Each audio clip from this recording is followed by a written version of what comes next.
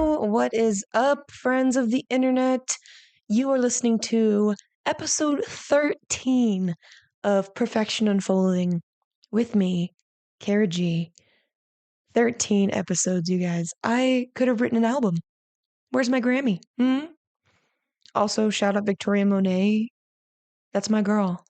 She has been my top artist for like minimum 2-3 years now. Her Jaguar album #1, fave. Jaguar album #2, fave. She's #1 in my heart, that's for sure. That's enough about the Grammys. 12 episodes, guys. I am so excited to be here. How are you doing? Happy Tuesday. Can you believe I didn't start with that? How dare I? We're gonna jump straight into the gift of gratitude section because I didn't plan to make a long show today, but guess what happened? I started little tip-tapping my little fingies, and I wrote out 9 pages of stuff. So we're gonna get into it. This is a good thing. It means I'm in flow. It means I'm doing something that's important to me. I am actively recovering my creativity in doing this work. So I'm never going to apologize for that, except for to myself, because I do these late at night. But for whatever reason, the rush of waiting to the last second to know exactly what I'm going to talk about and bring it all together just gives me such satisfaction.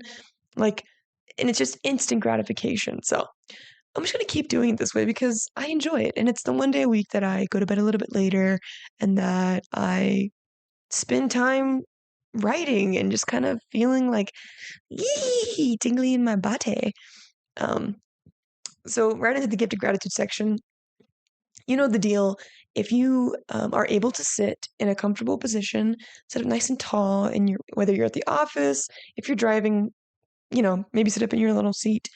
If you are driving, do not close your eyes. But if you aren't and you're able to close your eyes, I invite you to close your eyes.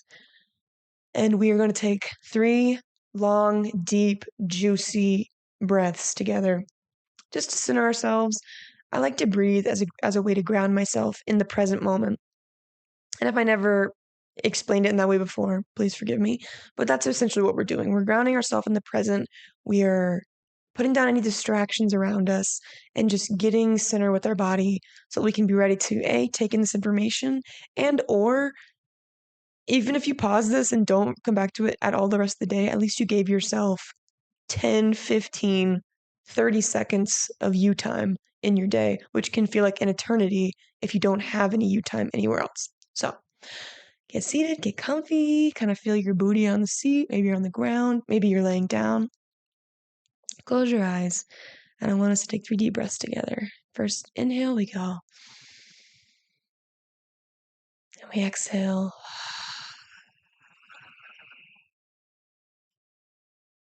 Inhale. And exhale. Release that tension in your shoulders and inhale. And exhale.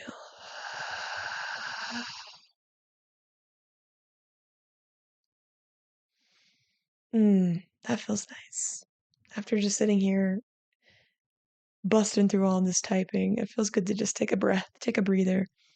My body is so sore because I've been working out recently, and yesterday I decided to dance for the first time. So every time I'd breathe in, I could just feel all of the soreness in my shoulders and my neck and my back. But it's a good soreness. Like, it feels good to be sore. And that's actually #1 of my gift of gratitude list. I am so grateful for my body and how hard she works for me. You guys, I just finished up my second I'm finishing up like I finished up my second week of my weight training and like just being active every day, like full straight 2 weeks. I did that on Sunday, and I ended it with a glute focused leg day.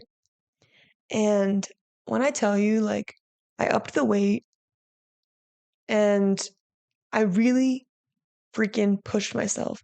And my body was like, girl, we see you, we hear you, we're gonna match your same energy. And she motherfucking pulled through for me. And today my glutes are sore, and I'm like, yes, build that shelf, bitch. Ow. because I know that like the only way to get to where I want to be is with some dedication, with some hard work. And I'm so grateful for my body. And I know soreness isn't exactly, an indicator that you had a good workout or whatever, but like for me, it just feels good. It feels like I'm using my body um in a way that I haven't been using her, and it feels good. And she's rewarding me by showing me the little micro changes that are happening in my body and how she feels during the day.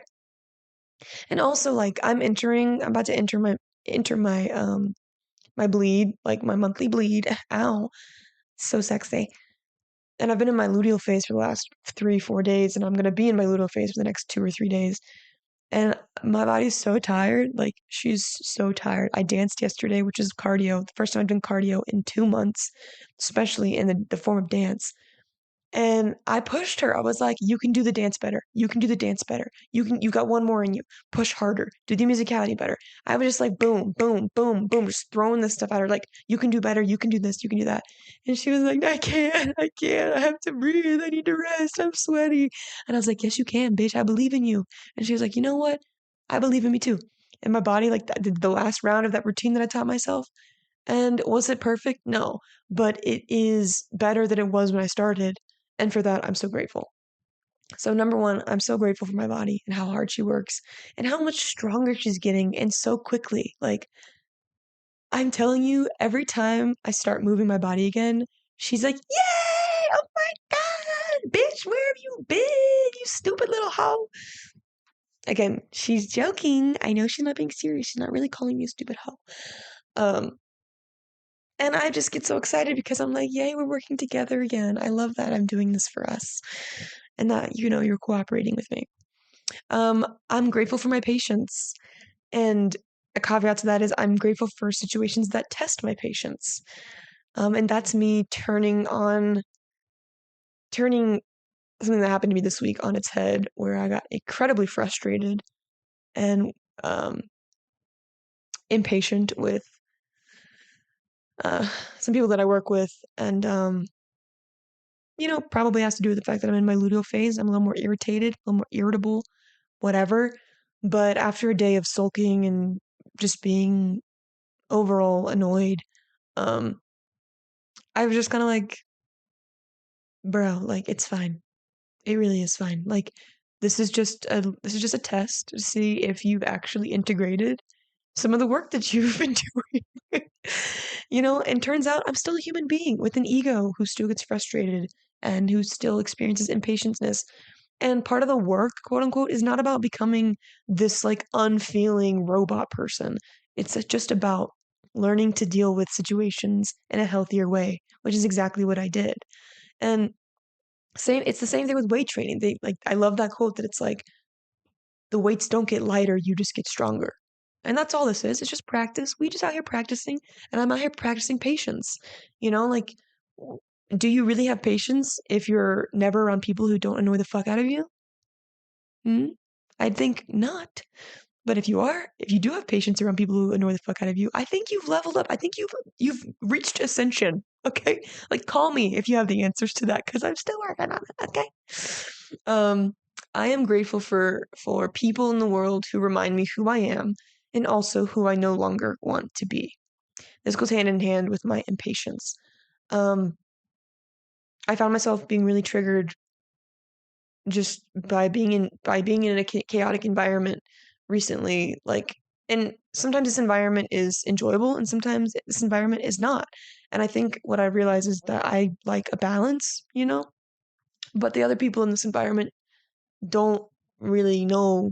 That's not their vibe. Like they don't need a balance. They just live in that chaotic energy all the time. And for them, I say good for you.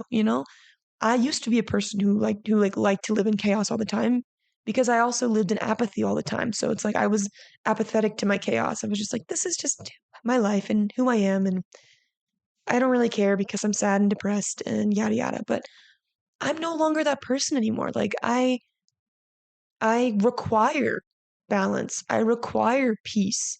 I require um organization and patience and kindness and compassion. And chaos doesn't always lend itself to those things. I think a little bit of chaos can be fun. sometimes. You know, it can be goofy, it can be fun, it can be playful, it can be enjoyed. But I don't live there all the time anymore, and so I'm being reminded, at least I've been reminded recently that is no longer the case for me, and I appreciate that reminder. Again, is it annoying as fuck to be in a situation that you don't want to be in? Absolutely, but I am grateful to be given the opportunity to experience that contrast and to realize I no longer want to experience that contrast. Which leads me into my next thing that I'm grateful for. I'm grateful for my ability to pivot even when I'm frustrated, right?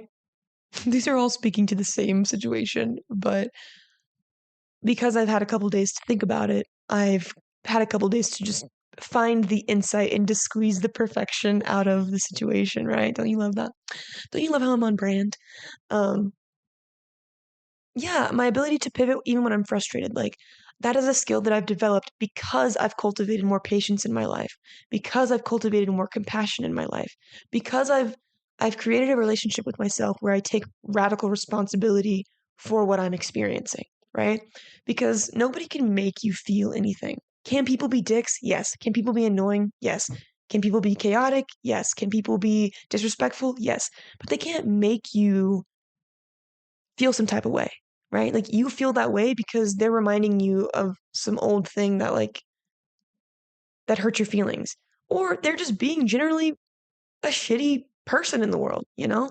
But like just be like it's not helpful to let somebody else have that much power over your feelings, to have complete control over how you experience the world and the perspective that you have because of the energy that they're bringing to the table. Like I no longer want to be a slave to that, right? I no longer want people to have control over me in that way. So I have developed this ability to still maintain a certain degree of control over my emotions in situations that do frustrate me, that do trigger me, that do hurt my feelings.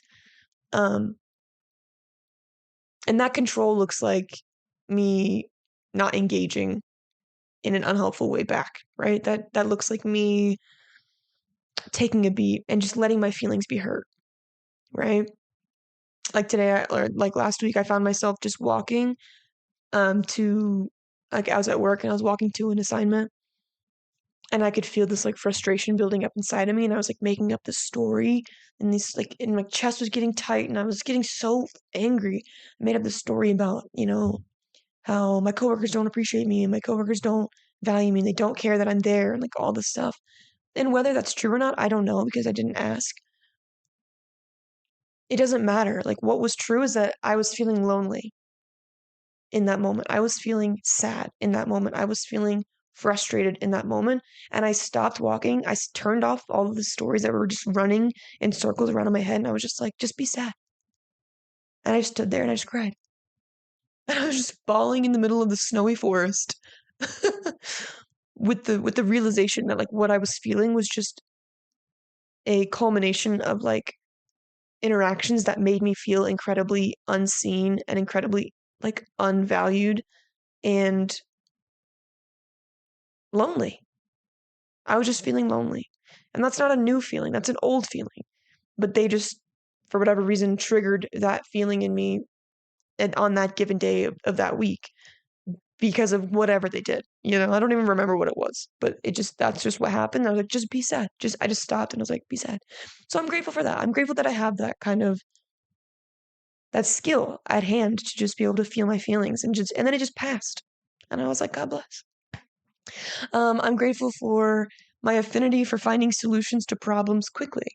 Um, a problem was that I feel unseen, unvalued, and alone. And part of the part of the solution to that problem is self-soothing myself and leaning on my friends who actually care about me and reaching out to them and connecting with people who love me, who can remind me that I am valued, that I am special. Um, and not being a victim to my situation. You know, like yes, do I still have pity parties? I do. But they just don't last days, weeks, months, years, decades anymore. They last couple hours, maybe a day or two. And then I'm like, is this even true? Like, what are you doing? You know? I'm grateful for my ability to manifest at what feels like the speed of light. Literally last week, what did I say? Last week I was like, I'm focusing on increasing my capacity for sitting in my shit, right? Increasing my capacity for sitting in discomfort. And what did this week bring me? A whole shit ton of discomfort. And guess what? I increased my capacity to sit in it. Like, I manifested the hell out of that. I did that, bro. I fucking did that. And it gave me the opportunity to grow, and it gave me the opportunity to learn, and I can't help but be grateful for that. Like, turn up. I asked for that. I was given that. I can't be mad. I am grateful for how quickly I process information. Again, that goes hand in hand with what I was just talking about. Just like the ability to be able to assess a situation, like figure out what's wrong, figure out what I'm feeling, and figuring out what I need to do to like move through it. And usually just the only solution is to just feel my feelings. Like that's it. But it's just about figuring out when, where, how. And then, how do I not avoid that situation again, but like just assess how I did, I guess. I don't know. I think I've just always been a little scientist at heart. I've always been doing little hypotheses on myself. And my brain just moves really quickly, and I'm grateful for that. To have the ability to observe myself, even if it's biased. I'm sure I'm biased. Like, I'm positive I'm biased. I am not above being biased. But that is something that I value. It's something that I've always done. And I'm grateful for that. I'm also grateful for how sensitive I am to the world. Bro, I've been crying nonstop. Nonstop. I've been happy crying nonstop. And I used to think that this was like the biggest burden and that I was just like an obnoxious, overly emotional little baby bitch. But now I think it's my favorite thing about myself. Like, I will cry if I see a small animal. I will cry if I see somebody expressing themselves to the nth degree. Like, watching somebody be creative, like, makes me sob. Watching people be in flow and like do what they love makes me sob. I did that many times this week. And I'm grateful for that sensitivity because it's like, that's why the fuck we're here, is to have feelings and to feel things, like to relate and to experience the full spectrum of human emotion. At least that's what I choose to believe. And I am fucking living, breathing that philosophy every single day of my life. And lastly, I am grateful for how powerful I am, even if it makes me feel lonely at times. And that's the truth.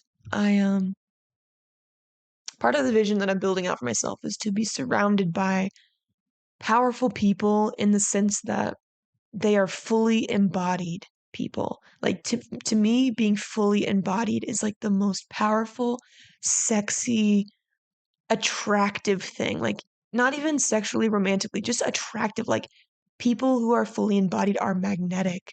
And I think the more of this work that I'm doing, the more magnetic I become. And sometimes I downplay that, and sometimes I don't. And I like playing with that power. I know I have a lot of power. Like, when I walk into a room, like, people notice. When I walk out of a room, people notice. Like, when I'm showing up in my power, obviously. Like, when I'm just trying to be a little mousy girl, no, like, who's gonna fucking notice me? Nobody. But I like being able to turn that off and on. I like having that. I like being able to control that in that way. Not that control is my goal, but I do find it fun. But however, doing the kind of work that I'm doing and thinking the things that I'm thinking, and like, it just, people, I'm realizing, either don't relate to me or I don't relate to how they relate to me. And I take full responsibility. Like, that might be a me problem. Like, that might be a block that I have. And I'm fully open to that being true. But it's just something I've been thinking about. I am grateful for how powerful I am because I am an incredibly powerful person. I have done some really cool things and made some really cool things happen. And we're all powerful, right? Like, we all have the ability to be fully embodied and to magnetize ourselves, you know? I think it's just a matter of knowing yourself and knowing what you're about and getting clear on your vision. Like, and I'm in the middle of doing that. And so I know I haven't even fully powered up yet, but just the glimpses of power being fully embodied that I have experienced that felt so incredible. It felt so aligned. And that was like me doing it chaotically. Like, I can only imagine what's going to happen when I'm doing things intentionally. So, wow, 20 minutes of gratitude. Don't you love that? Some life updates. I'm going to do what I did last week, and I'm going to talk about what I've been struggling with and then what I've been focusing on to help combat those struggles. Um, a lot of them have to do with kind of what I spoke about in my gratitude section. I've been struggling with feelings of, well, I haven't been struggling with the feelings. The feelings are just there and it's a struggle. Feelings of disappointment and how others relate to me. Just spoke on that. Feeling unvalued and uncared for by the people I'm surrounded by.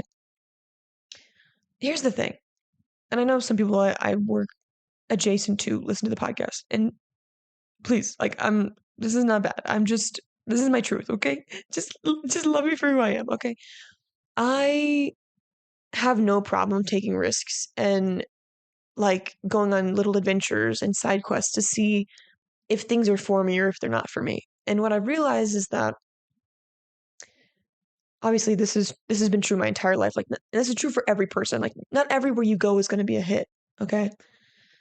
And even though where I'm at right now, in a lot of ways, I asked for this and I needed this isolation and I needed this time to like, to really get clear about who I am and what I want. I was hoping that it would be an experience that like where I would meet like-minded people and I would meet creative people that I could lean on for support or inspiration, who they could lean on me for support and inspiration, to be a part of a community of people who were like me. Because I have workplace trauma in the sense that I've always been kind of a team of one. Like, yes, I've had coworkers, but I've never worked with anybody who does what I do, who's good at what I do, who I can vibe with on that level, right? Like, in my previous job, there was one person who, in theory, I should have been able to relate to, but I just wasn't. And so I've just felt like an island. I've just felt like a lonely island my entire professional life. And I thought, oh, like I'll be working with a team full of people who do similar things to me. Like they have similar interests. Like they're all the same place I'm trying to be. You know, there's got to be some kind of synchronicity there. And I don't deny that there isn't. Um, but I just realized like these just aren't my people, and that's okay. You know, I don't think they have any interest in being my people, and that's okay. And I let it hurt my feelings for about 24 hours, maybe 48. And I just realized like, you know, why am I putting so much effort in trying to be friends and like, cause I just naturally care about everybody that I'm around. Like, I don't know what it is. Like, I guess I just have this like nurturing energy. Like, I want to help people and I want to be there for people and I want people to feel seen and heard and valued, right? Because guess what? That's how I don't feel. I don't feel that from very many people in the world. And so I want to, and I know what that feels like. So I want to give that, right? And that's just not always reciprocated. And I've realized, like, because I'm a human being, like, as much as I wish I could just give and give and give, there has to be a sense of reciprocity, or I just totally burn out. I totally deplete myself of my good energy, my vibes, and like, then I start pouring from an empty cup, and I'm like, yo, what am I doing? Like, and I am a recovering people pleaser, and I continue to say recovering because, you know, even though I haven't really had any people pleaser tendencies in the last 2-ish years, especially professionally, Jesus Christ, I definitely do not over work in a professional sense anymore, especially for people who don't care about me. But I have found myself, because I am living with these people, I'm working with these people, like wanting to show up and wanting to be, you know, I kind of came in full force and like I started sharing myself, interjecting myself the way a person, you know, not that they should do, but that you could do to become a part of a community. You have to put yourself out there. You have to be open and willing and ready. And that's exactly how I showed up here. even though I was still grieving, even though I was still sad, I was like, I'm gonna put my whole pussy into this experience. Excuse my French. Because why else would I be here, if I'm not gonna try? And I've been doing that for the last 2 months, and I kind of just took a step back and realized like, oh, like it doesn't matter. No, nobody is interested in my life in the way that I wish they were. Nobody's interested in reciprocity. Like nobody's interested in the things that I'm interested in. Because again, I don't want to just be this like healer person who's like people come to for advice or whatever. Like I want people to inquire about me. Like I also have struggles. I also have things I'm going through. Like, and yes, am I an internal processor? I am. Like, do I go through things in an isolated way and then come out and then I'm ready to share? Absolutely. But it's like, I think for me, I kind of, my wires got kind of crossed because I am living with these people and I go see them at work and it's just kind of like very blurred lines. So there's this like kind of false sense of friendship. And it's sad because they're friends, and I'm just kind of this random person who just kind of showed up. And I totally understand, like, they don't owe me anything. They don't owe me their friendship. I guess I was just hoping that,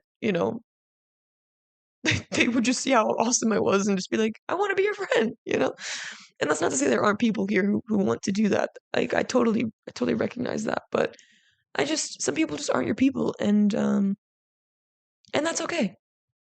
Yeah. It's okay to be sad about it. It's okay to be mad about it. It's okay to just feel whatever you feel about it. Like whatever wounds come up for you, if that ever happens, like just let them be what they are.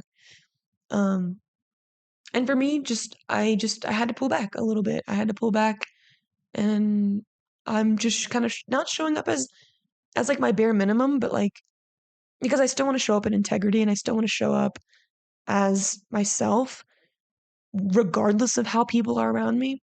But that's just going to look a lot differently moving forward. Like it's just going to look a lot. I'm just going to be, um, I guess, waiting for more invitations, right? And it's not to play a game. It's just to help me create more discernment in my relationships. Like I am not a perfect person when it comes to relationships. I'm still learning about myself every day. And I think that's something that, I haven't been put in the position to make new friends in a while. I haven't really been interested in making new friends in a while. And so this was kind of like an opportunity where I was like open, right? And also where I was just met with more disappointment. So I'm also struggling with feeling disappointed, especially by men specifically. I do find it hilarious that I went from a breakup from a man who could no longer show up for me the way I needed him to because of his own struggles, to then moving into a house full of men who just could care less to show up for me in any way. Um, and I'm not the irony is not lost on me. I will tell you that much. I think I'm just realizing I'm a glutton for punishment and or a masochist. I can't, they're kind of synonymous for me right now, but anyway, that's that on that. I am struggling with feeling grateful and oh wait, no. Oh wait.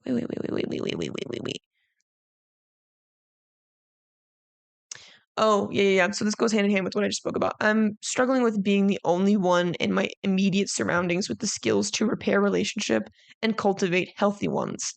It's incredibly annoying being told I have to continue changing because people around me don't have the capacity or skills to adapt and level up. I'm not going to elaborate on that. I'm just going to let that be what it is. Use your imagination.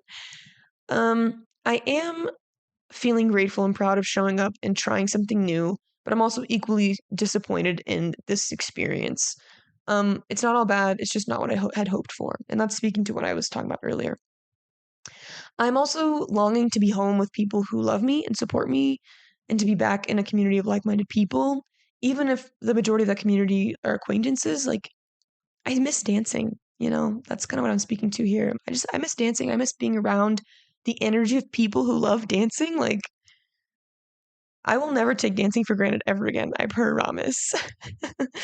um, and a couple other things. I'm struggling with a couple money blocks. I feel like I'm stuck on a mountain and I'm unable to go anywhere and do anything, especially things that I'd planned on doing when I was out here because of my financial kind of pickle that I've put myself in. Yeah, I knew California taxes were bad, but I didn't realize that they taxed even people who are basically on the poor level of California living, like as much as they do. Like, I do not make a lot of money out here, you guys. Like, I'm making enough money to pay my bills.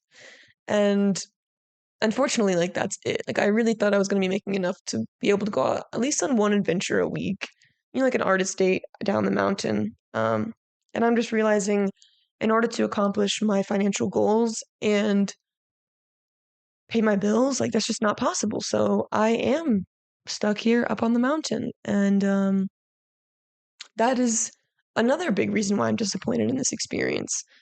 I thought I was gonna be able to travel around a little bit, humbly, but that's just not the case. And so it's all kind of just crumbling down. Like, I really am isolated. I really am in a cave. In my own little special corner, my own special room. My chair. Oh, wait, no. In my own special corner, in my own special chair. Yeah. I can be whatever I want to be. So instead of letting myself be a victim to that situation, I'm just going to keep using this time to the best of my ability, doubling down on my self-care, doubling down on sleep, and just kind of restoration. Because it would be a waste for me not to enjoy this time. Like, when am I ever going to have a time like this again where I'm doing a job that's like fun and easy?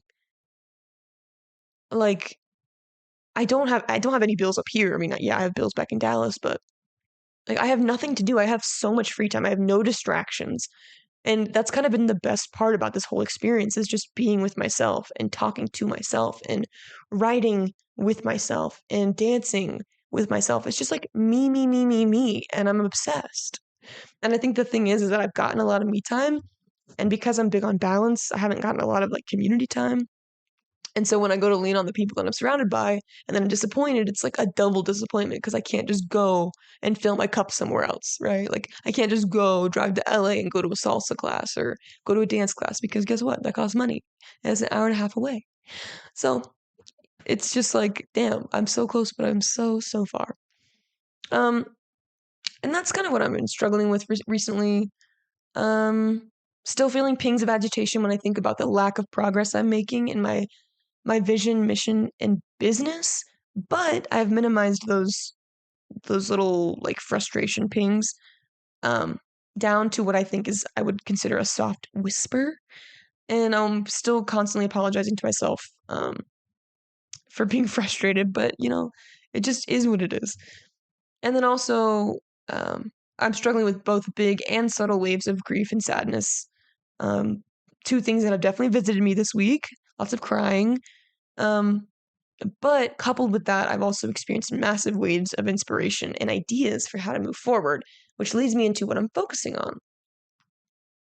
Y'all, apparently I got a lot to say this week. God dang. We're not even through the intro.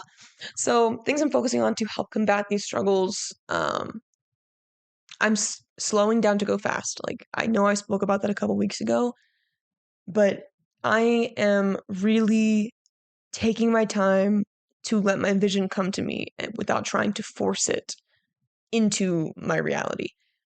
Like this week, instead of vigorously finishing this 12-week yearbook, I stopped myself and I said, I will continue reading this book when I've done the homework that it's told me to do.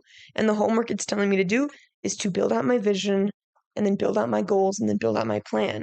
But the thing is I haven't gotten super clear on my vision yet. I'm letting it unfold and I'm slowing down to go fast. So all week I was like not forcing it. I wasn't pushing it. And guess what? Like 2 or 3 nights ago before I fell asleep, like I had boom, boom, boom, like 3, 4, 5 different ideas just like enter my head randomly right before I was about to fall asleep. And I was like, I'll remember it in the morning. But I was like, no, no, no, no, you won't, you silly little girl. And so I took my phone out, even though I tried not to be on my phone before I go to sleep. And I typed out what I was thinking really quick. And sometimes what I'll do is I'll just record myself talking and I'll just say it out loud and then I'll go back and write it down later. but all these things came to the forefront of my brain. I was just like, whoa, I never put that and that together before, and that together, and like it's exciting. And I was like, it's working. So I'm gonna keep continuing. I'm gonna continue to do that. And even though I really wanted to start this 12-week year like last week, which I am sort of doing in a way, like I am sort of doing it with my 2020. Like maybe this first 12 weeks is just me completing my 2020. And I'm totally open to that because that is like my goal for this 12 weeks is focusing on my habits and my routines, my rituals that keep me healthy and implementing them so much to the point where they are a habit, where they are just a part of me, right? Where I don't have to think about them anymore. And so then maybe the next 12 weeks from there will be like by the time I get halfway through this 12 weeks, maybe I'll have all the information for the next 12 weeks, you know? So I'm instead of trying to control all of that and like force it, I'm just like, yo, if I know me, I know I do not like to be rushed, okay? So we're just gonna chill. I've got so much clarity already in terms of what I want to do and what it's going to look like and who I want to work with. I'm just going to keep collecting that data as it comes to me, literally in a notes app in my phone that just says ideas.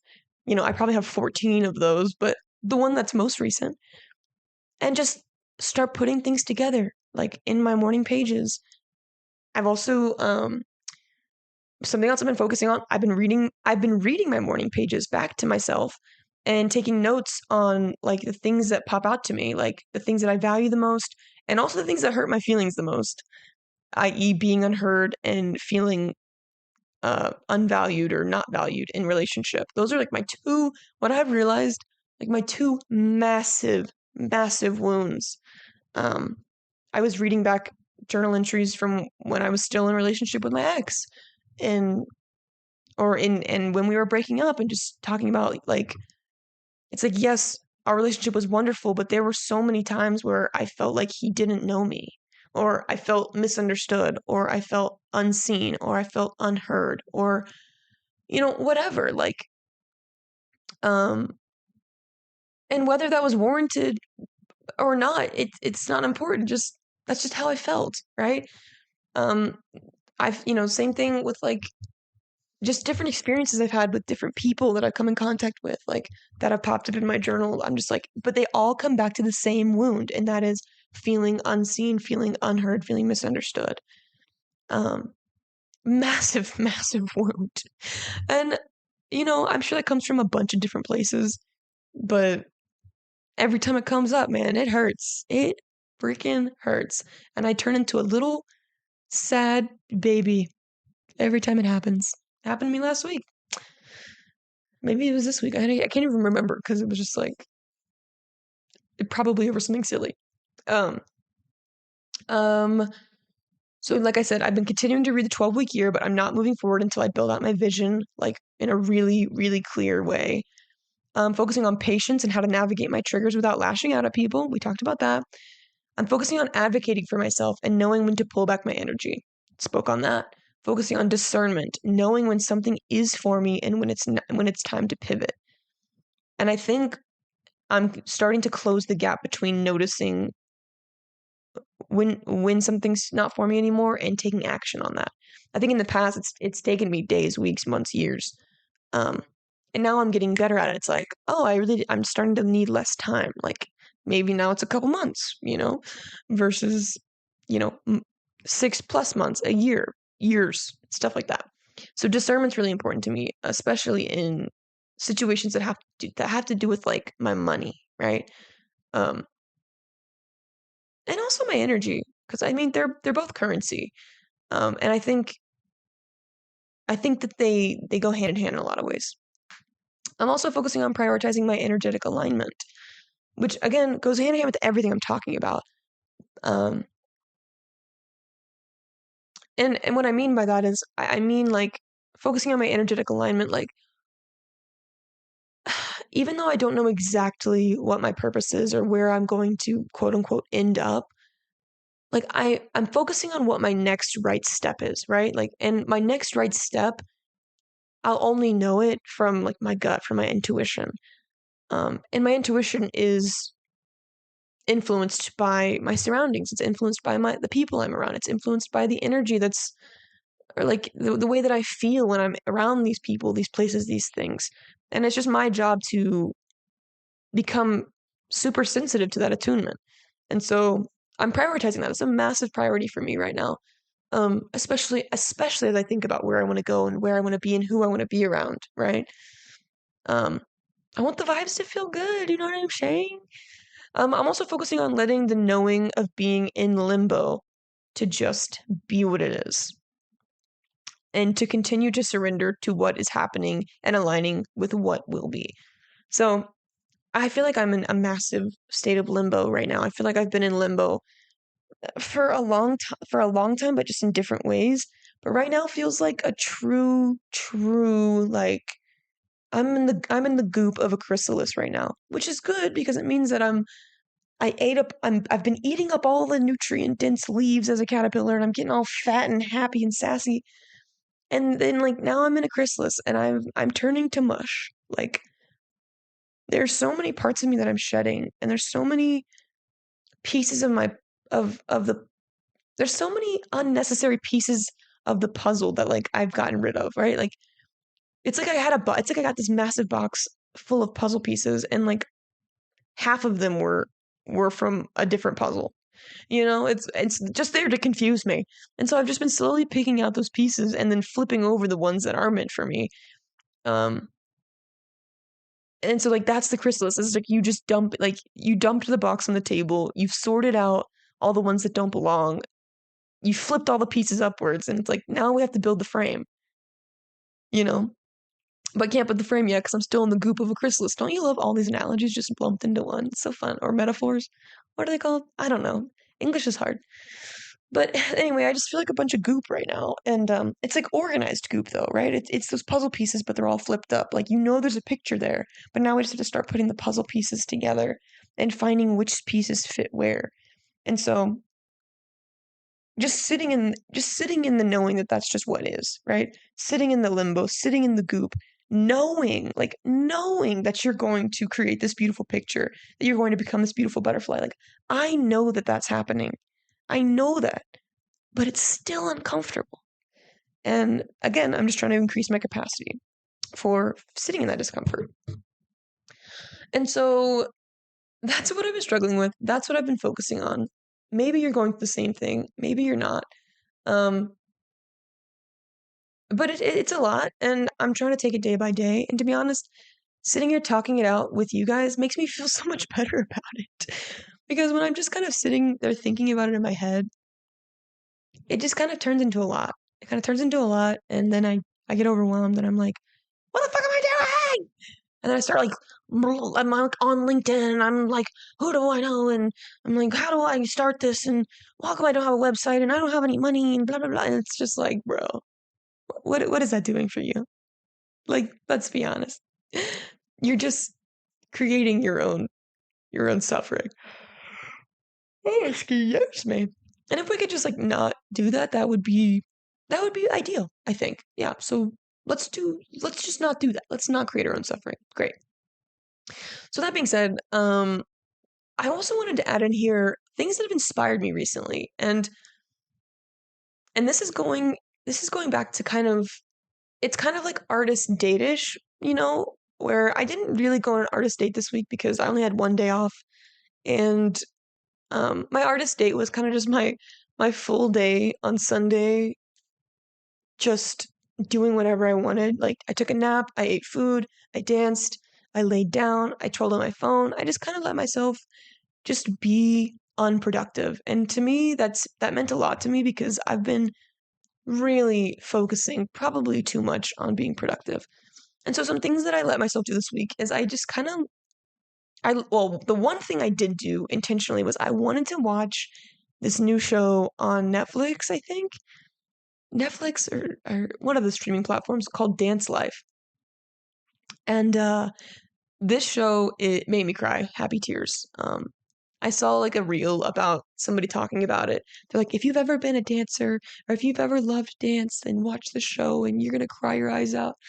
And I did, and they were right. It's basically this show that's based in Australia It's a documentary about these kids straight out of high school who go to dance full time, go to train and dance full time at this performing arts center in Sydney.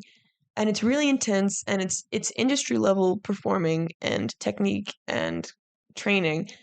And these kids are like, I mean, they're young. You can just, they're so passionate and they're so eager, and I could just cry thinking about it, watching it, because I'm just like, bro, like I've been in rooms like that. Like I have, oh my gosh, I'm getting emotional.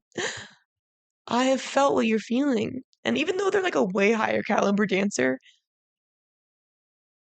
it's like indescribable. Like this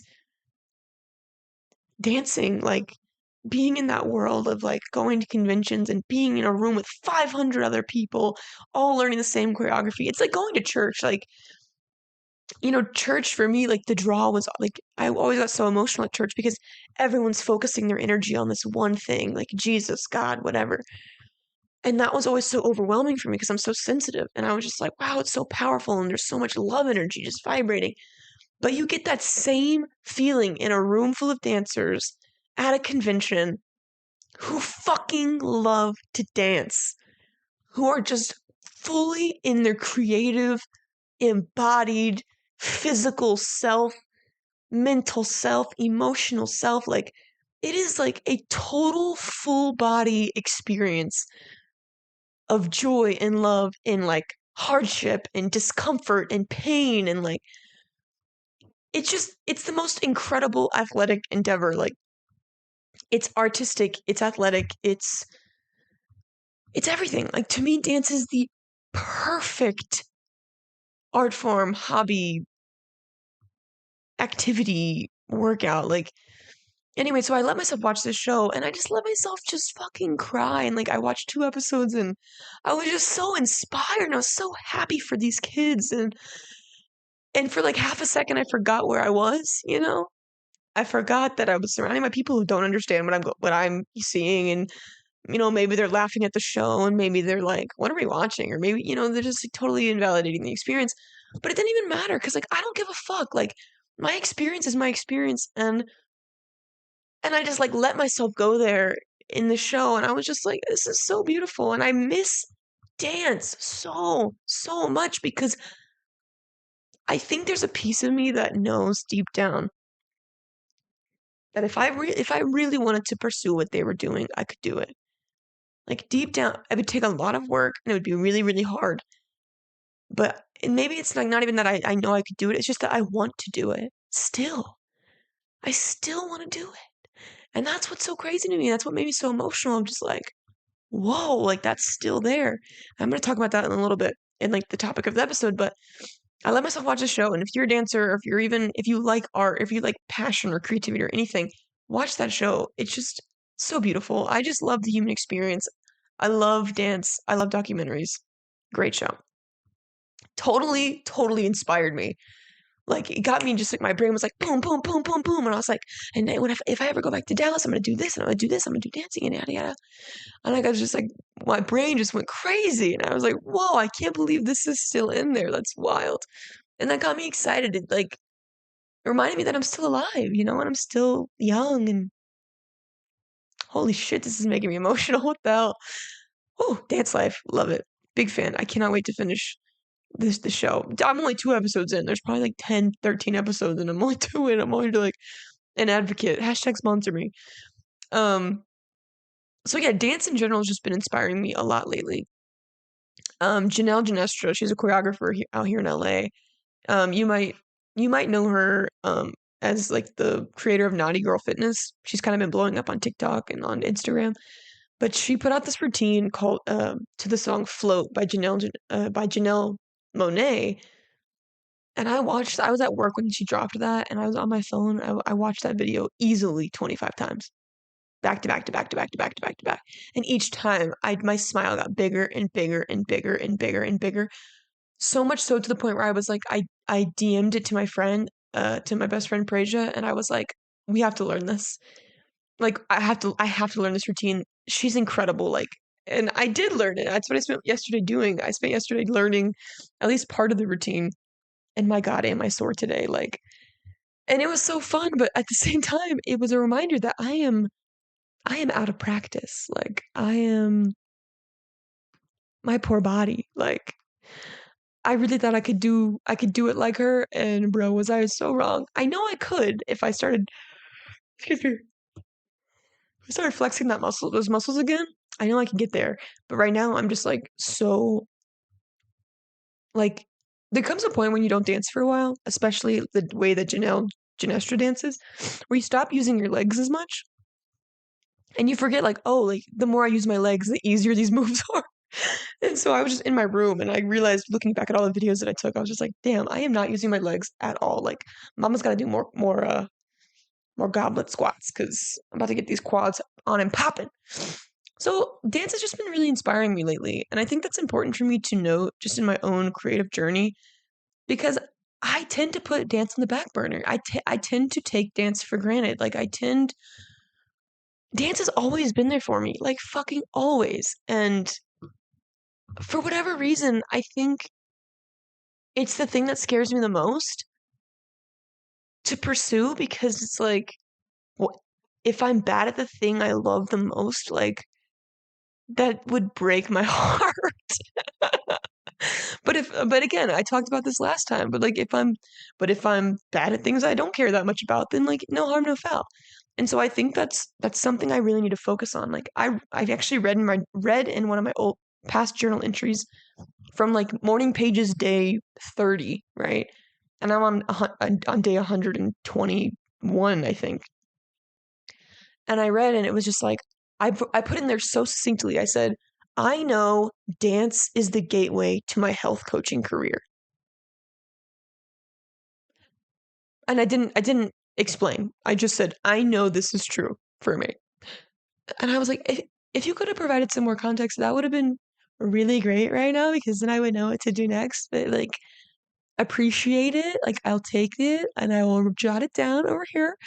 And I did. But like, that's something that I know. I know that dance is my key to that. I know dance is my key to helping people heal. I know dance is the key to me showing people how to play, how to be embodied, how to love their bodies more, how to express themselves more. Like, dance is the key to all of that for me.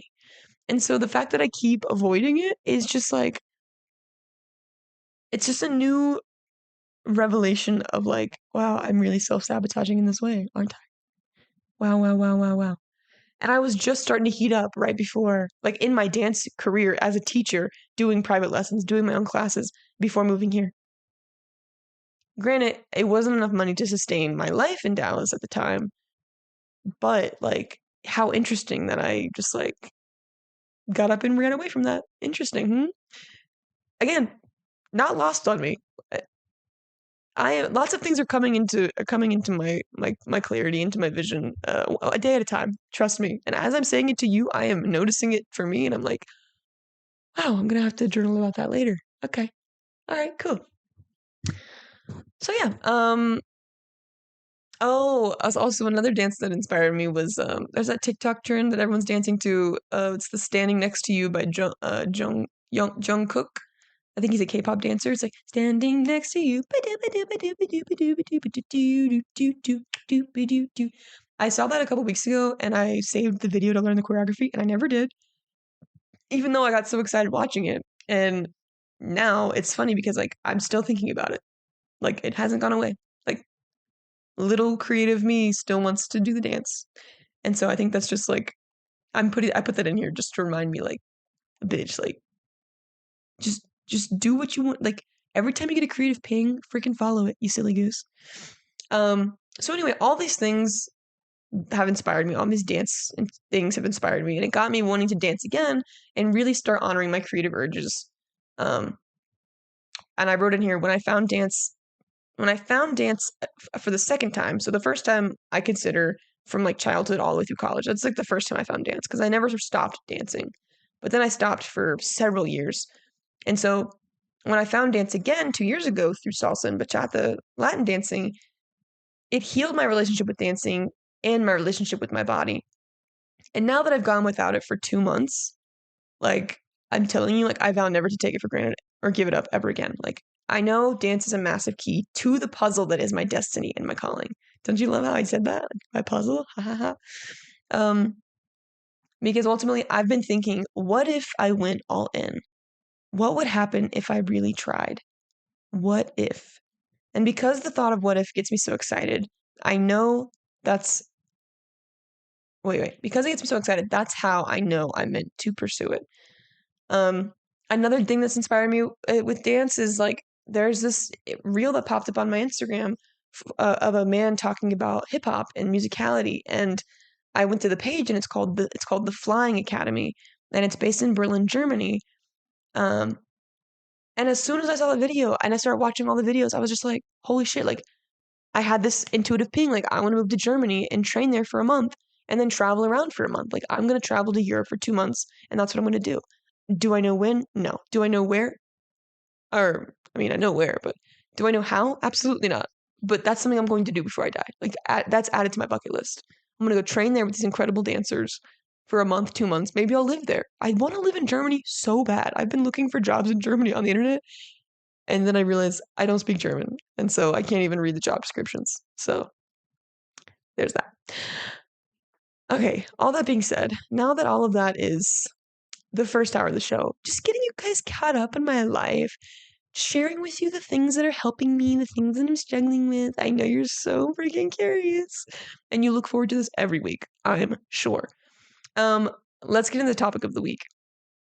And also, I feel so bad for people who are just finding this podcast. Listen, it's the whole package, honey. I'm going to give you me, and then I'm going to give you the tools, okay? Or the lessons.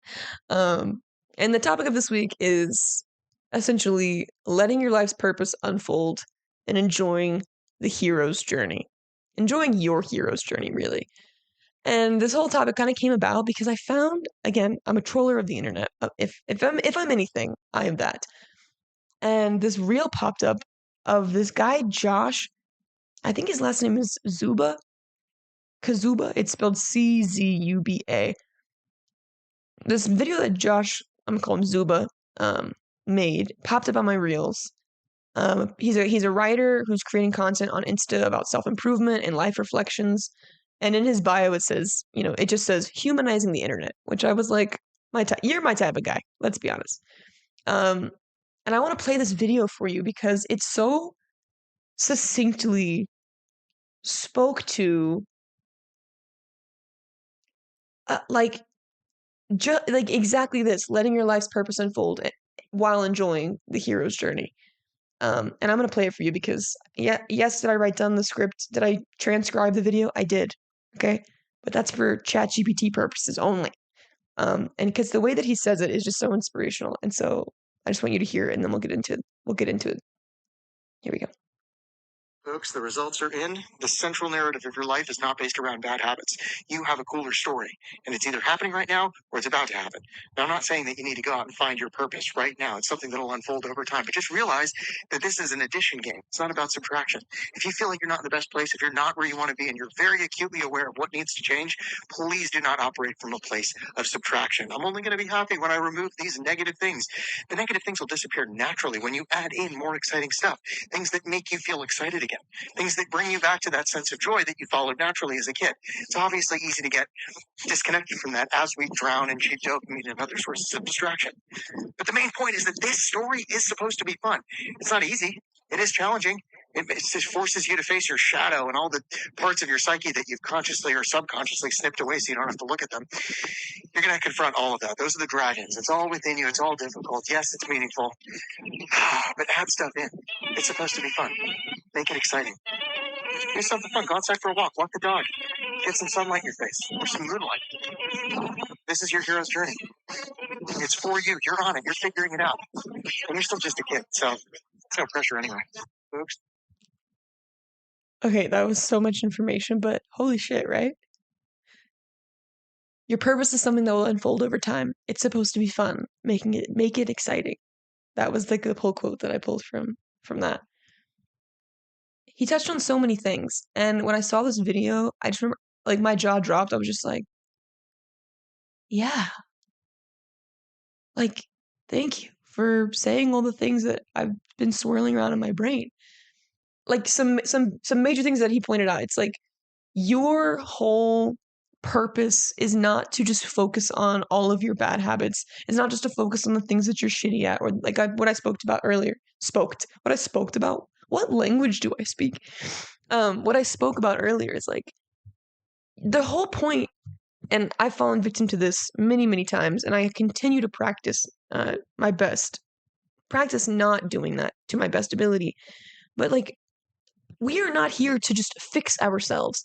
And I think a lot of us get stuck in that trap of like, well, you know, I want my body to be like this, and like my body, like if I learned this, then then I'll be better at this, and I'll like myself so much better if I acquire this degree, or it's like, or because I have attachment wounds, I can't be in a relationship.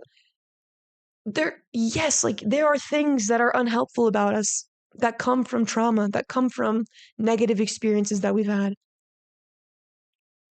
But that's not the whole reason why you're here. The whole reason, that should not be the focus, right? That is not the focus.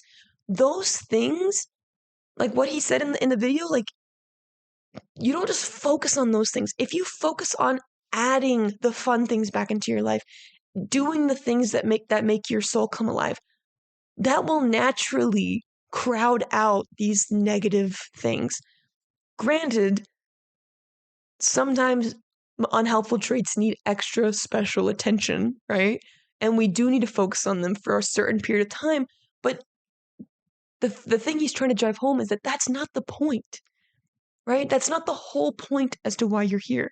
The point of why you're here is to relate and to experience and to have fun and to play and to be creative, right? And you learn how to transmute those unhelpful behaviors along the way. The journey is not fixing those behaviors. The journey is living your life and editing and pivoting as you see fit, as you deem necessary. And I just love all the things that he said, and I wrote them down, and I might read them back to you. The central narrative of your life is not based around bad habits. You have a cooler story, your hero's journey. And it's either happening right now or it's about to happen. Now, I'm not saying you need to go out and find your purpose right now. It's something that will unfold over time. I love that people are using the word unfold. It's amazing. It's so synchronistic. I love it. But just realize this is an addition game. It's not about subtraction. If you feel like you're not in the best place, if you're not where you want to be, and you're very acutely aware of what needs to change, please do not operate from a place of subtraction with the idea that I'm only going to be happy when I remove these negative things. That's not helpful, by the way. The negative things will disappear naturally when you add in more exciting stuff, i.e., hobbies, creativity, more love, more joy, more things that light you up. He says things that make you feel excited again, things that bring you back to that sense of joy that you followed naturally as a kid. Again, your inner artist child, right? Your inner creative child. It's easy to get disconnected to that as we drown in cheap dopamine and other sources of distraction. Your phone, overeating, oversexing, over doing anything with an addictive kind of behavior behind it. He says this story is supposed to be fun, and I agree. It's not easy. It is challenging. It just forces you to face your shadow and all the parts of your psyche that you've consciously or subconsciously snipped away so you don't have to look at them, right? We all do that, right? We all push down or push away our ugly stuff so we can pretend like everything's fine and that we're having a good time. When really it's like if you just moved through it, it would just go away. Don't be afraid of it. Sit in the discomfort. See yourself for who you are. Let the truth set you free. Let it be hard, but then you're free. He says you're going to confront all of that. Those are the dragons in your hero's journey. It's all within you. It's all difficult. Yes, it's meaningful, but add stuff in. He's saying, yes, the hard stuff is meaningful, going through the shadow is meaningful. But don't just let your whole life be your shadow. Don't let your whole life be slaying dragons. That is not the hero's journey. The hero's journey is you're set on a mission, you slay the dragon, and then you come home with more wisdom, right? You're not just always slaying dragons, right? You have to gain the wisdom and then live in peace. Like that's the ultimate ending to the hero's journey is you living in peace. So he says it's meaningful, but add stuff in. It's supposed to be fun. Make it exciting. Do something fun. Something as simple as going outside for a walk. Walk the dog. Get some sunlight in your face or some moonlight. This is your hero's journey. It's for you. You're on it. You're figuring it out. And you're still just a kid, so there's no pressure anyway. Which is my favorite part of that whole video. Like, he's talking about all this stuff, and then at the end, it's like, well, you're just a kid, so there's no pressure. Which is true because it's just so validating for your inner child, your inner artist of like, exactly, like, yes, I'm gonna slay dragons, but like after we play outside at recess, right? You know? In like a fun imaginary kind of way, right? um, so that video kind of sparked I literally saw that and I saved it, and then I went into my calendar, I was like, record episode about hero's journey. And so I want to do a bit of a deep dive into the hero's journey because I'm sorry, let me adjust this. Sorry. I've heard about the hero's journey. I know that it's an archetype for story writing. However, so this is what I wrote basically for the deep dive of the hero's journey. When my ex and I were breaking up, or like actively having the breakup conversations, I remember I kept saying that we were meant to go off on our own to experience our own hero journeys. And even though I find it bizarre that I would try to see the bright side of a situation while actively bawling my eyes out, I absolutely believe that breakup was the next jumping off point for both of us to level up on our paths and figure out our shit. And I do believe that, like, right now, I am in the middle of a hero's journey. Like, I am slaying some motherfucking dragons right now. Like, and I think, and we're gonna get into it, where the hero's journey, like, for instance, the plot of Star Wars is like an epic hero's journey. The plot of Beowulf is an epic hero's journey. The plot of what was another movie example they gave?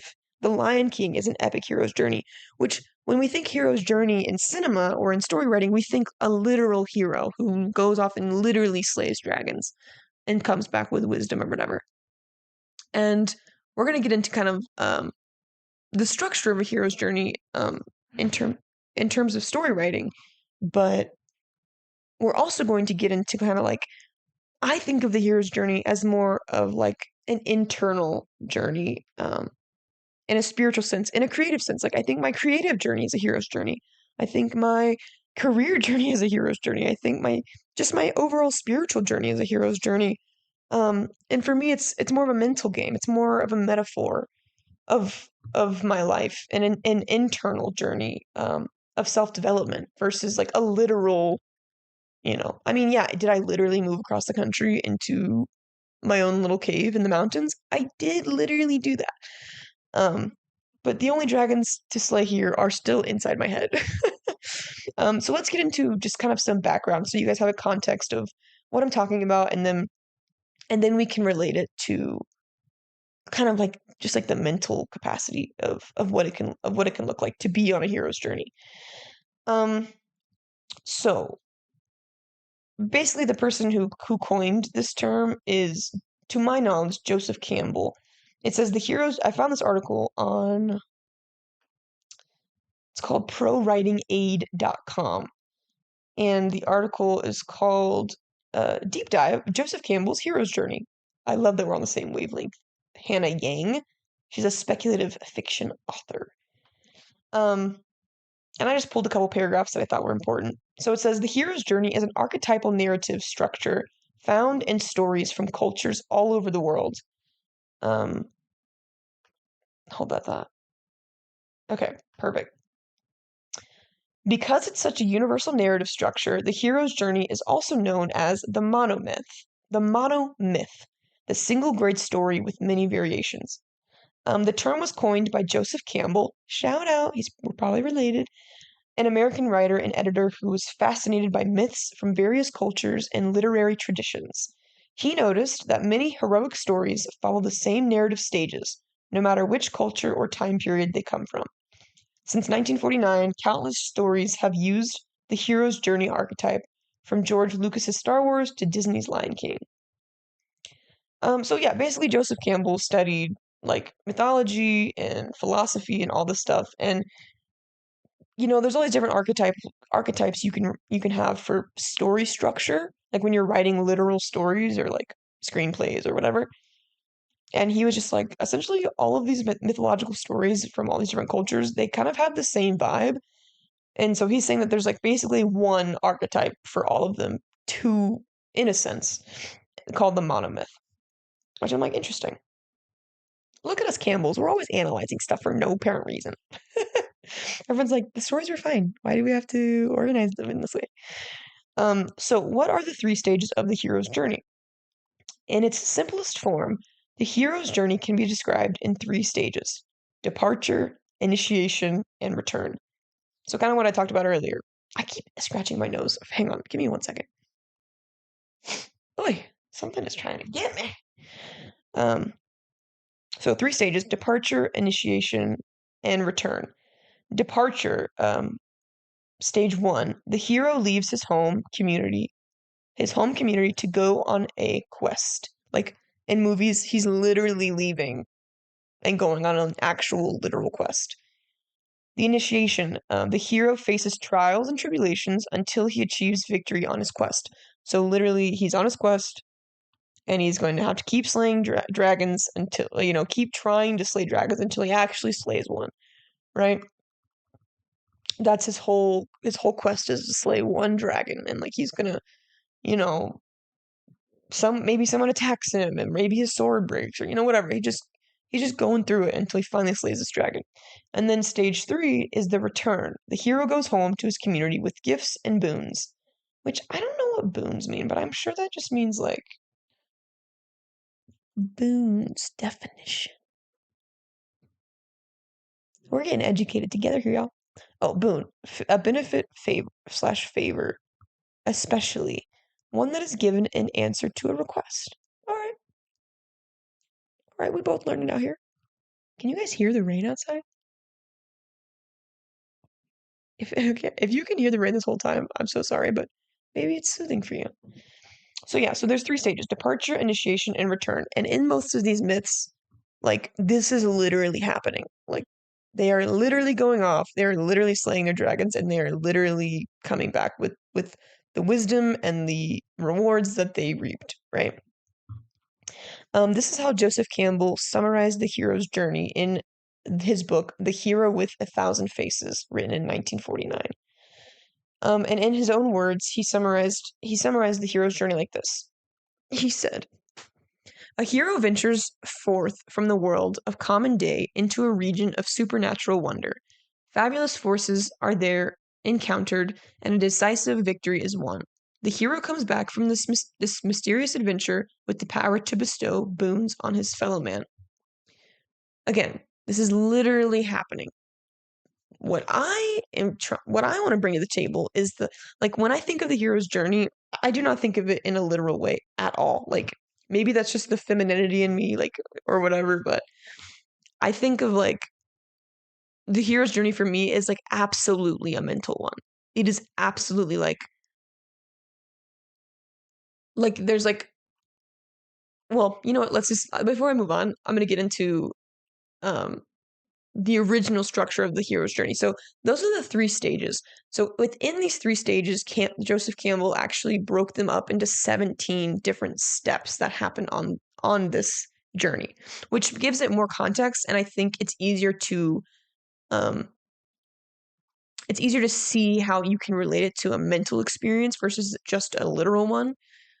Because you can go on literal hero's journeys. Like if you're in the military, you literally go off and you literally fight in a war and you literally come back like hopefully with knowledge and wisdom and not so much trauma, but it happens. Or you can literally go off to college and like you go through all your trials and tribulations and you slay your dragons of like overcoming party culture and actually getting good grades, and doing something with your life and whatever. Not that you have to go to college and do something with your life, but you know what I mean. That you could make that your own hero's journey.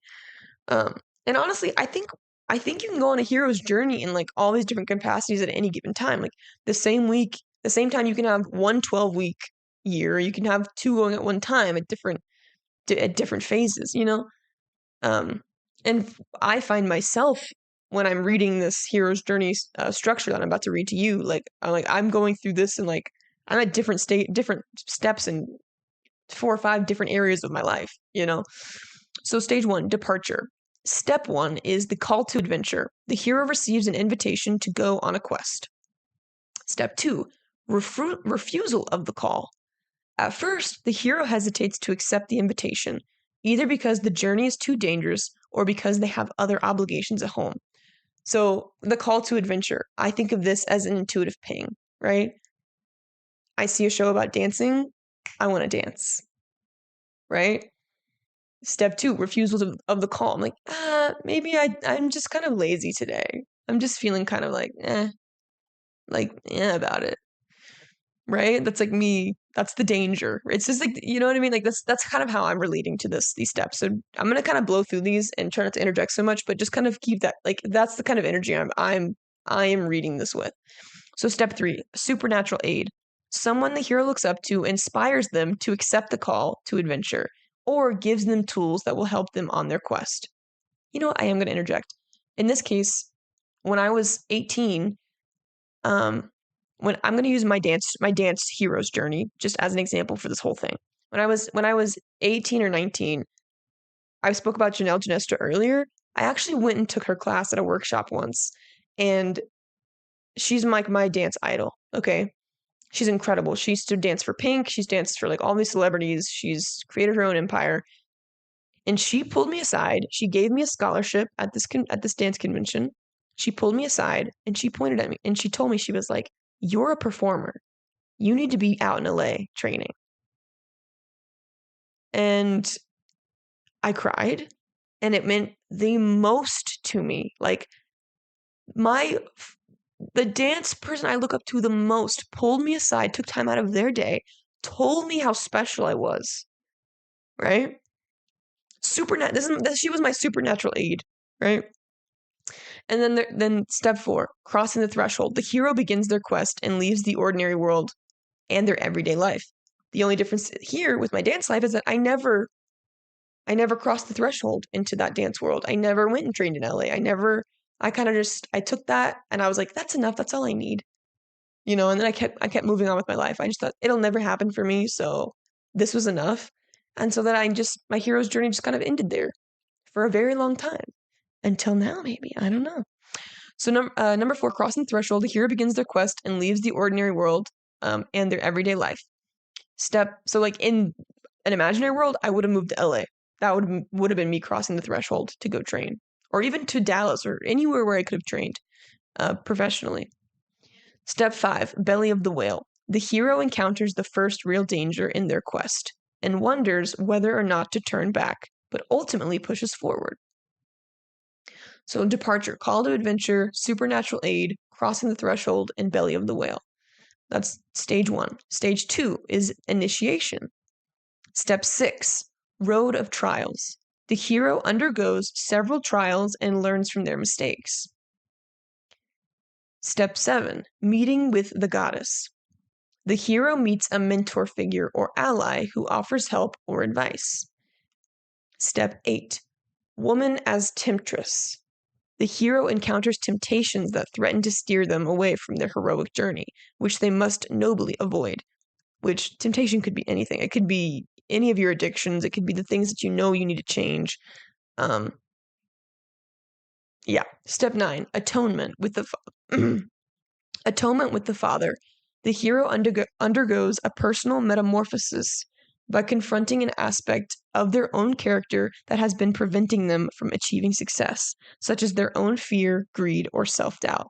So step 9 is literally when you come face to face with your shadow and with your own self-sabotaging behavior. Step 10, apotheosis. The hero transforms into a better person and goes forward with new insight and clarity on what they must do to win. I feel like I am in this stage of my... I think I'm in the apotheosis step of my creative hero's journey. Yeah, my creative hero's journey and my career hero's journey, because I think that they're one and the same, which is interesting. So I'm so close, right? But I'm so far. But it's like I'm also oscillating between the road of trials, the meeting with the goddess, the woman as temptress, atonement of the father, and the apotheosis. So I'm just in the initiation phase. Stage. Whereas like the departure stage, I'm already out the gate. Like I got it. Like I'm pushing forward. Now I'm in the initiation stage, and I'm kind of just like oscillating between these steps. So step 11, ultimate boon. The hero achieves victory in their quest. So it's like I'm so freaking close. Stage 3, the return. Step 12, refusal of return. Excuse me. At first, the hero is reluctant to go back to the familiar world after their exciting journey and transformation. I can totally see me doing that. Step 13, magic flight. Even though the hero has achieved victory on their quest, they still face dangers as they try to return home. Step 14, rescue from without. An outside ally or mentor helps guide the hero safely home. Step 15, crossing the return threshold. The hero returns to the familiar world and tries to adjust to their old life. Step 16, master of two worlds. The hero finds a balance between their home life and the person they become on their quest. Step 17, freedom to live. The hero gets used to their normal life and lives peacefully. Now, I'll tell you this much. As I'm thinking about like all the different areas of my life,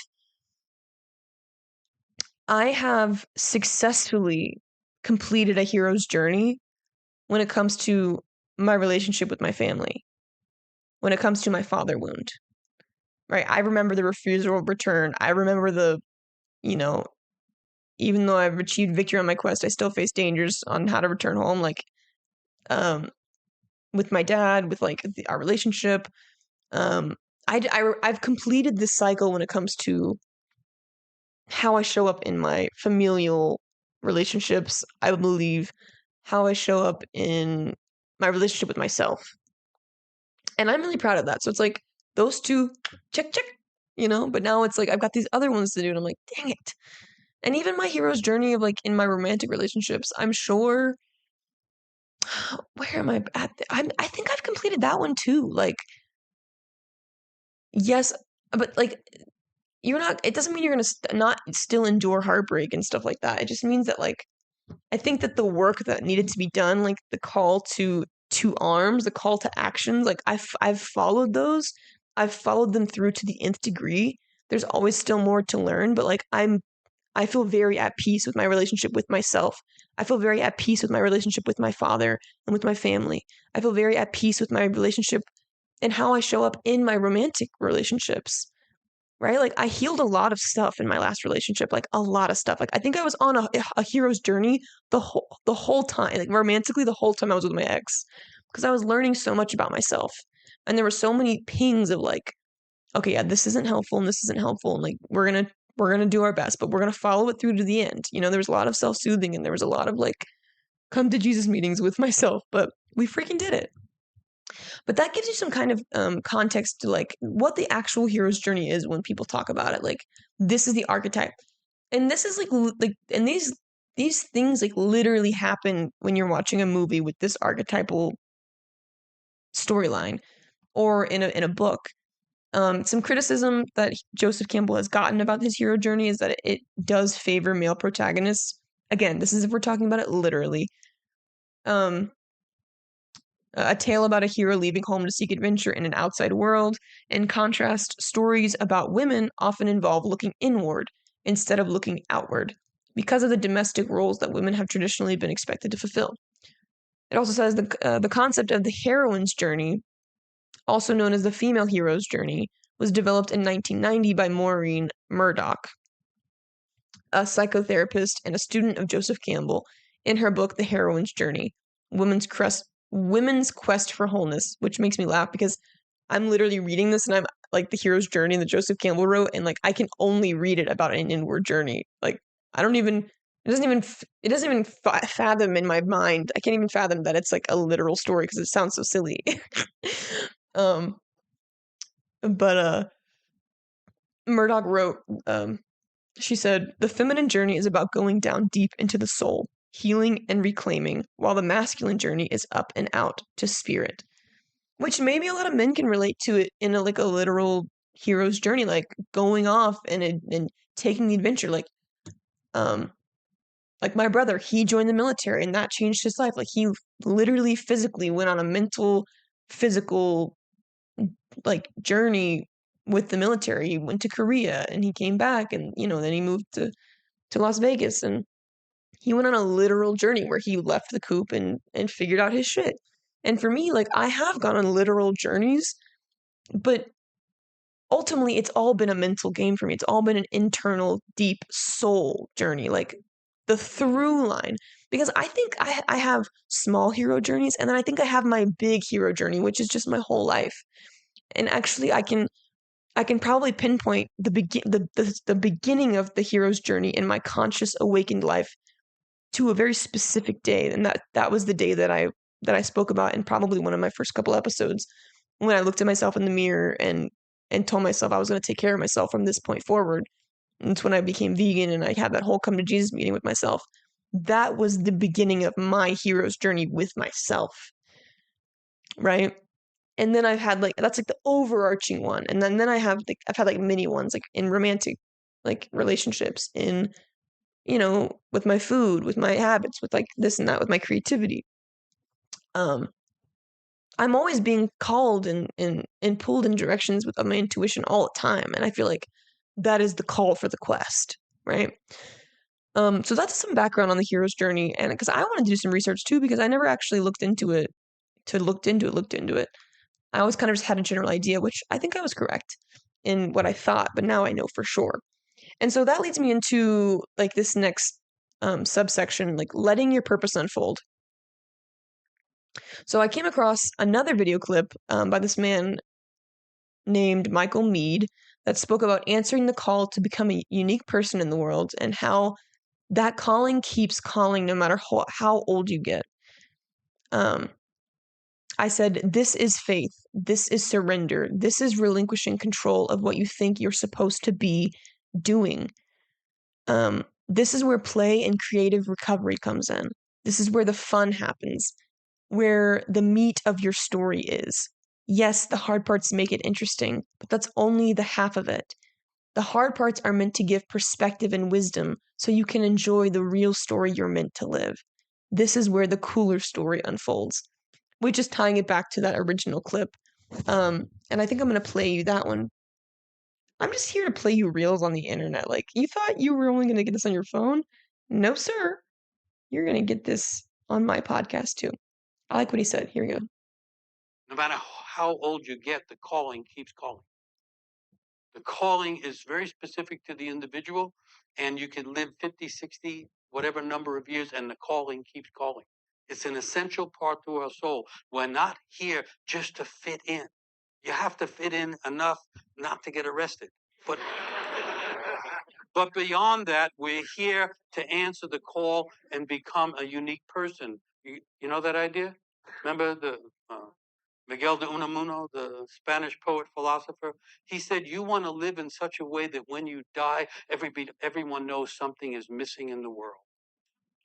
That's our job, is to live and make enough soulful mistakes that we're not easily forgotten. I'm trying to say these things as an antidote to what's happening in the culture, which I think is going to continue to be very difficult.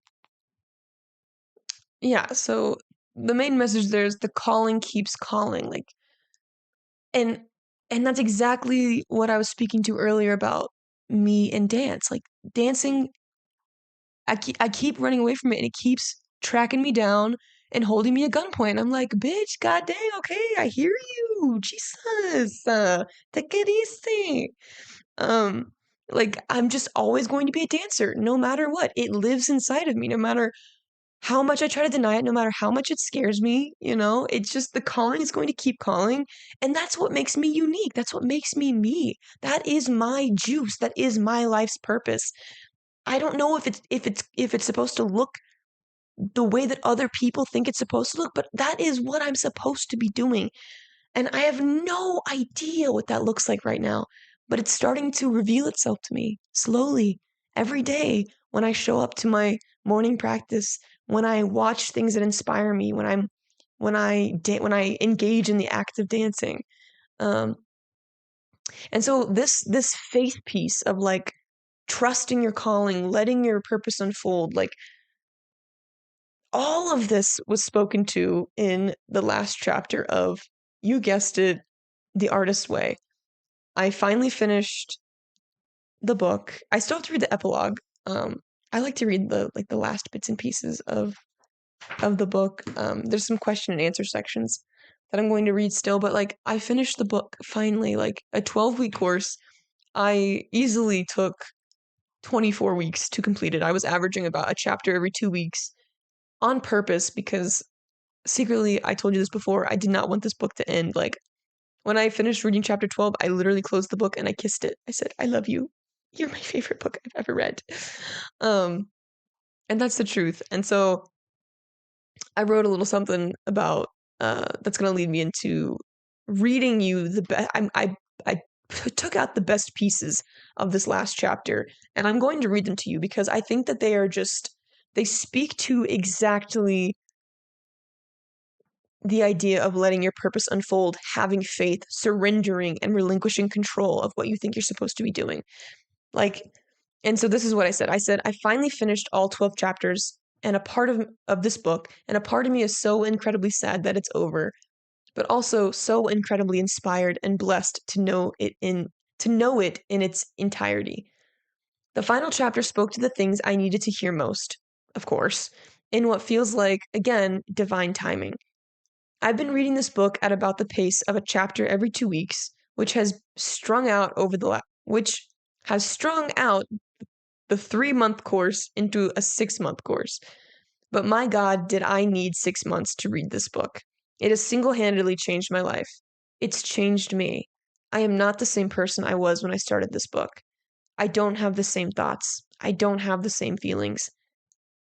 And even if my life path doesn't feel crystal clear yet, I certainly have a shitload more clarity now than I did before. I don't feel as lost now, and when I do, the feeling fades almost as quickly as it showed up. Wait, what the hell? What did I just say? And when I do, the feeling fades almost as quickly. Oh my God. I'm a silly goose. Let me start. Let me start that sentence. Okay. And even if my life path doesn't feel crystal clear yet, I certainly have a shitload more clarity now than I did before. I don't feel as lost now. And when I do, the feeling fades almost as quickly when I show up to my morning pages and greet myself with an I love you and a good morning, gorgeous. I feel more creatively free. Even though I haven't fully dove into my creative expression, I have a knowing that I will, that I'm on my way. Just focusing on one thing at a time for now, but I'll be there soon. That being said, I wanted to share the main themes Julia talks about in week 12, recovering a sense of faith, because it perfectly describes the work I know I need to continue doing in this part of my journey to get where I know I'm meant to be. So in this chapter, the first section she titles Trusting. And again, I pulled the best pieces of each section together. There's trusting, mystery, the imagination at play, and escape velocity. So, trusting.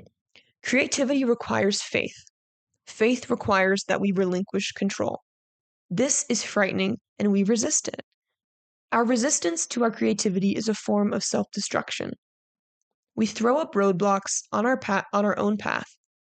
Why do we do this? In order to maintain an illusion of control. Depression, like anger and anxiety, is resistance, and it creates dis-ease. This manifests itself as sluggishness, sluggishness, confusion, and I don't know energy. The truth is, we do know what we do know that we know. That's a real sentence that she wrote, and I'm obsessed. Each of us has an inner dream that we can unfold if we. There's that word again, unfold. Haha, it's like I'm onto something here. Every time, ever since I've made this podcast, like unfolding has just been popping up everywhere for me. Talk about synchronicity. Each of us has an inner dream that we can unfold if we will just have the courage to admit what it is. With me, that's wanting to dance really good. And the faith to trust our own admission. The admitting often very difficult. What the heck? I made a typo. I don't even know what this is trying to say. What the hell? What the heck? What the heck? Not me flipping through these pages. Okay. I don't want to read it to you wrong. That would be worse than copyright. Oh, okay. And the faith to trust our own admission. Is that what I said? No, that's not what I said.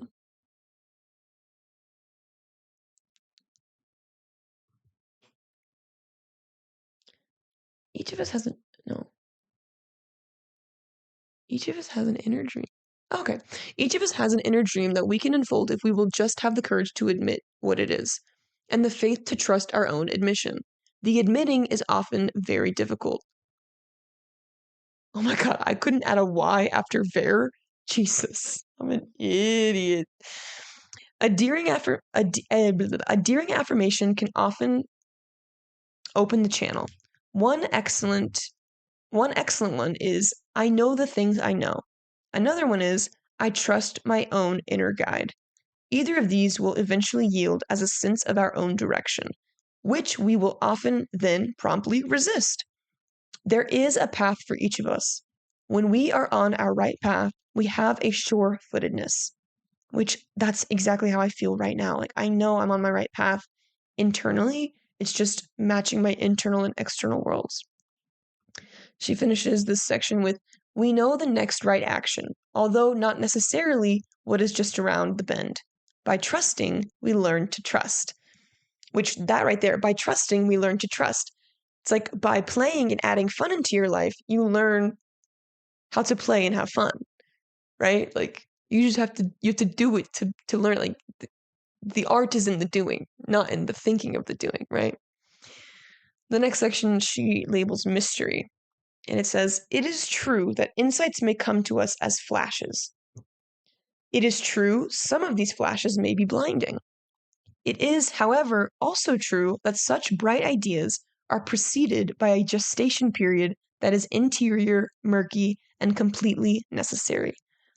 So it's like, yes, we will have bright ideas and they will sometimes blind us, but you cannot have a bright idea without first having darkness, right?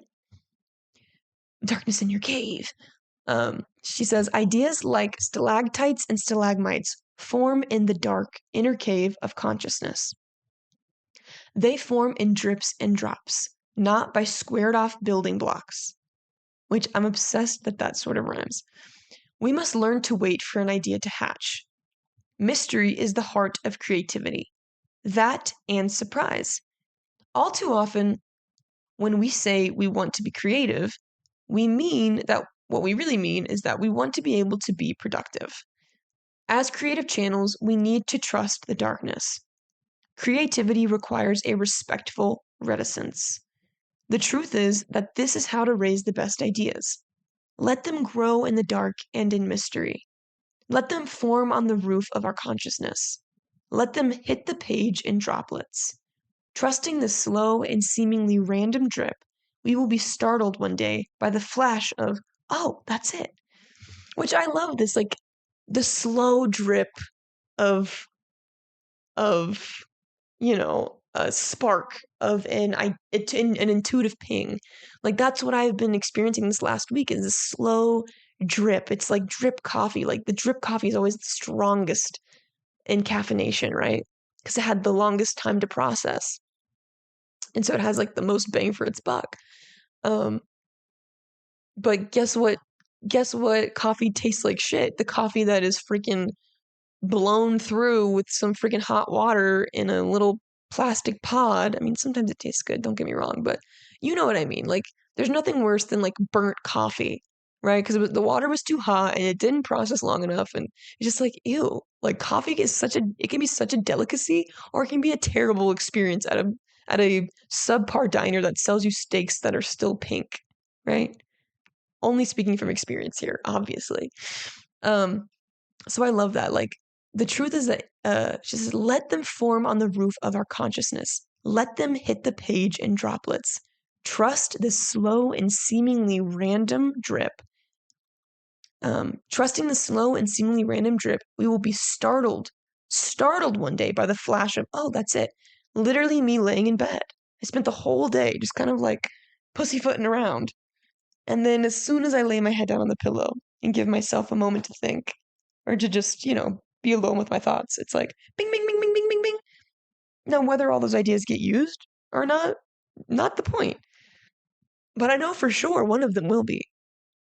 And I just know that because I just do. Because I know me, you know?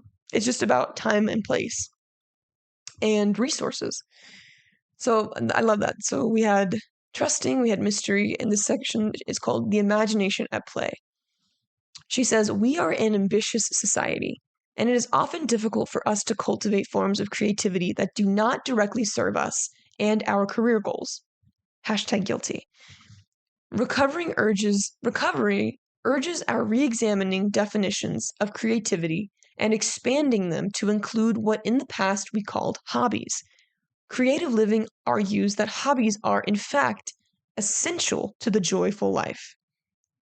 She says spiritual benefits accompany the practice of a hobby / accompany they accompany play, the practice of play. It is a paradox of creative recovery that we must get serious about taking ourselves lightly. We must work at learning to play. Literally, like it is such a paradox. We think like we have to be so serious all the time, and that's how we're gonna get work done. But really, it's like the rest and digest is what makes us more productive. The play is what makes us more able to be more serious when we need to be, because it's like there's a balance that needs to be had. We get more ideas the more we stop thinking about trying to get ideas, right? That's the paradox. It says, as gray, I love this, as gray, as controlled, as dreamless as we may strive to be, the fire of our dreams will not stay buried. The embers are always there, stirring in our frozen souls like winter leaves. What beautiful imagery. I'm going to read that again. As gray, as controlled, as dreamless as we may strive to be, the fire of our dreams will not stay buried. The embers are always there, stirring in the frozen souls. Oh my God, do I know how to read? Stirring in our frozen souls like winter leaves. You're either losing your mind or gaining your soul. Life is meant to be an artist date. That's why we were created. I am obsessed with this imagery. It's like, yes, no matter how much you try to play into capitalism, how much you try to do the hustle and grind, like your creative impulses, your creative inner child is always going to want what it wants. The calling is always going to be there, like embers in a fire. All it's waiting for is for you to stoke it and to let it just catch a blaze. That's it. So that you can live this colorful, vibrant, warm, full, fiery, lit up life. And it's like, and even though she's like, as much as we want to be controlled and gray and like dreamless, our dreams never go away.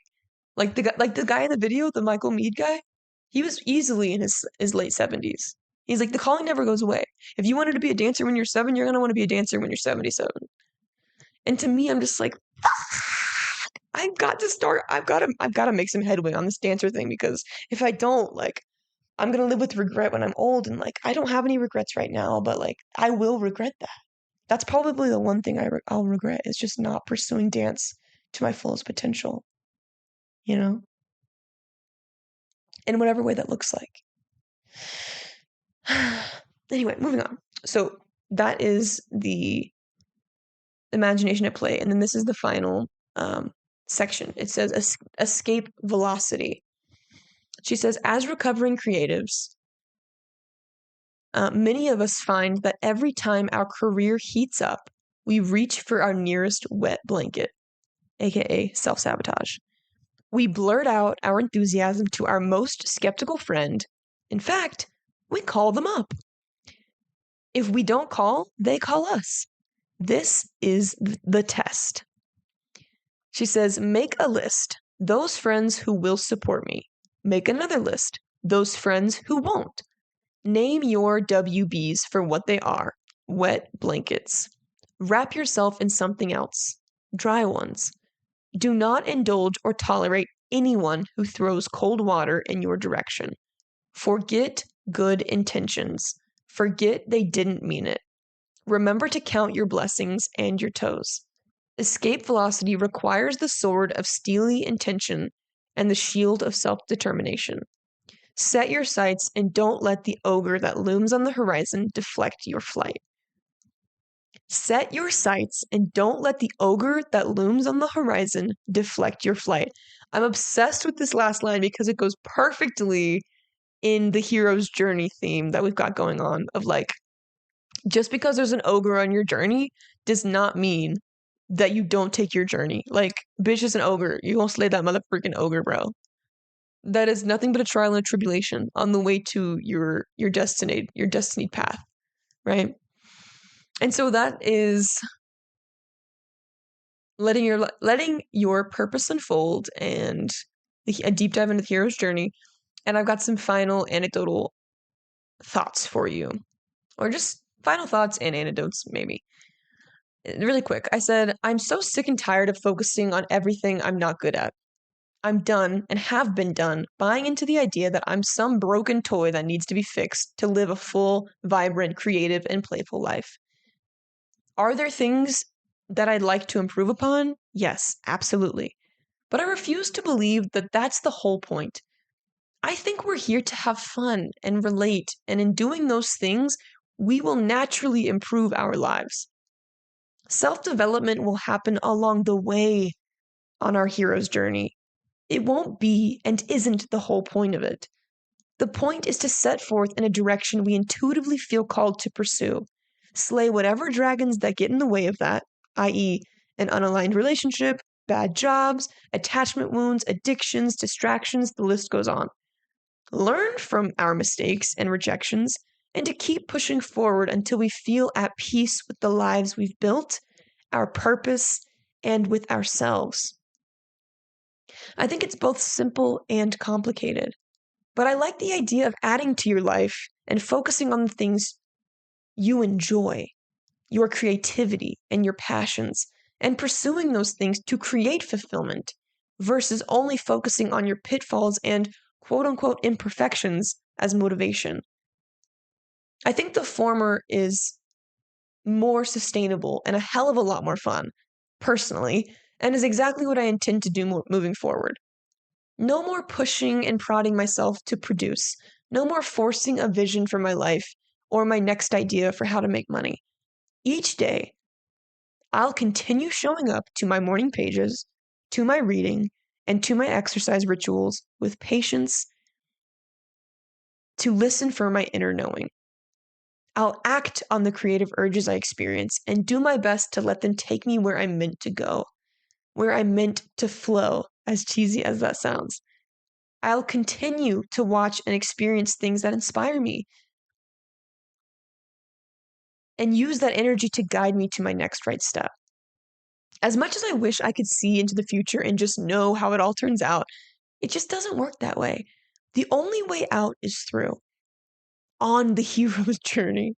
And I am no longer in a rush to wish my life away. I want to enjoy it for everything it is. My journey is my journey. And even though it's a pain in my ass, I'm proud to know that I'm finally in a place where I'm pursuing my calling, whatever it may be, with vigor and an unshakable faith. I know my purpose will and is revealing itself to me day by day. All I have to do is make sure I'm there to witness its unfolding. And with that, I will leave you with some affirmations. We are just moving and grooving with these 2-hour podcasts. Are you loving them? I feel like I just love a long pod, okay? It's a whole hero's journey, just this whole episode, right? So I'm gonna leave you with some affirmations, and as always,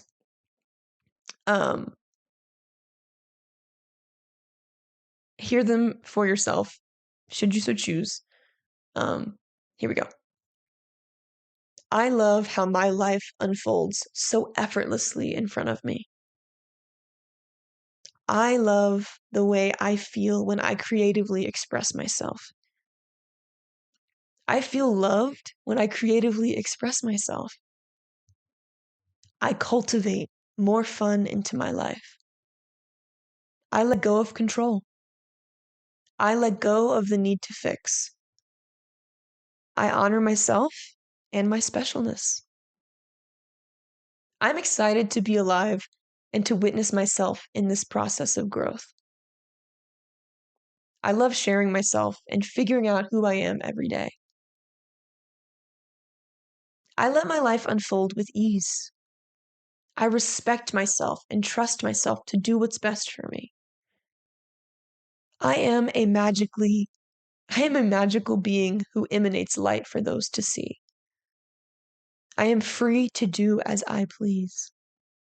I love you. Thank you.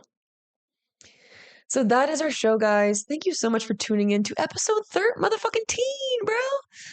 As always, follow the pod on YouTube at Perfection Unfolding Pod or at Perfection Unfolding with Cara G. Follow us on Instagram at Perfection Unfolding Pod. You can follow me, your host, Cara G, at Cara G Campbell. You can also inquire about coaching. I do one-on-one coaching if you want to just chop it up about some of the topics I've discussed before, or if you're interested in any of the services I provide, check out my website at caragcoaching.com.